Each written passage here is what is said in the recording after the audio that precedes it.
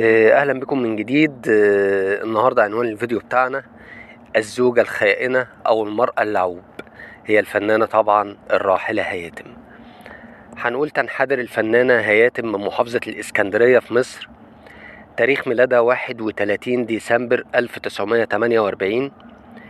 كانت تعمل في بدايات حياتها كراقصة في الملاهي الليلية والمناسبات الشعبية قبل أن تتم العقد الثاني من عمرها. فيما بعد سافرت إلى العاصمة المصرية القاهرة، وهناك صارت تعمل في كازينوهات شارع الهرم، ويقال إن اسمها الحقيقي سهير محمد حسن. ويذكر أن وكيل الفنانين قام بتزكيتها للظهور كراقصة في حفل للعندليب الأسمر الفنان عبد الحليم حافظ، احتفالا بمناسبة أعياد الربيع سنة 1970. أول ظهور للفنانة هياتم في السينما كان عن طريق فيلم ليلة حب أخيرة إلى جانب الفنان صلاح قابيل وعماد حمدي ونبيلة عبيد. في سنة 1972 لاقت مشاركتها فيه النجاح لتنهال عليها العروض بما فيها أدوار الإغراء التي لم تشعر بالندم على تقديمها، حيث كثيرا ما جسدت دور الزوجة الخائنة والسيدة التي تغري الرجال وتلعب بعواطفهم ويستهويها الرجل المتزوج. وأشار إلى أن مشاركات هياتم لم تنحصر في السينما، إنما ظهرت في العديد من الأعمال الدرامية بشخصيات مختلفة. من الأعمال الدرامية التي شاركت فيها ساحرة الجنوب، الدوامة، ستات قادرة، الشك، نظرية الجوافة.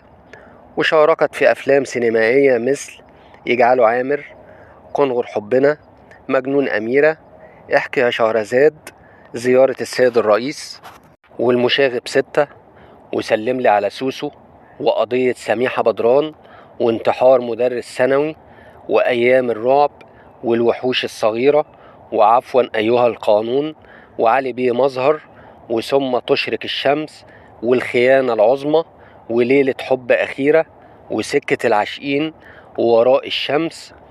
هنقول مرت الفنانة هياتم بثلاث تجارب زواج خلال حياتها. التجربة الأولى كان زواج تقليدي عن طريق أسرتها التي رتبت له، لكنها انتهت بالانفصال. ثم تزوجت الزواجة الثانية وهي من لاعب كرة القدم بنادي الزمالك محمود الخواجة، لكن علاقتهما كانت قصيرة وانتهت بالطلاق. وسبق وتقدم لها رجل ثري ورجال بمناصب مهمة، لكنها لم تفصح عن شخصياتهم، إلا أنها رفضتهم، حيث قالت في إحدى اللقاءات أنها تلقت عرض زواج مع هدية قصر في سويسرا، لكنها لم تقبل بهما، والسبب أن الشرط كان أن تترك الفن، المجال الذي تعشقه لدرجة الجنون وتعتبره من أهم الأمور في حياتها. وكشفت أيضا الفنانة هياتم أنها لم تشعر بالندم كونها لم تنجب، والسبب أنها كانت تعتبر أبناء إخواتها مثل أبنائها، وليس لديها عقدة نقص حيال هذا الموضوع، حيث قالت كنت رافضة للإنجاب لأني أشعر أنني سأظلم الطفل ولن أستطيع تربيته بسبب انشغالي بالتمثيل.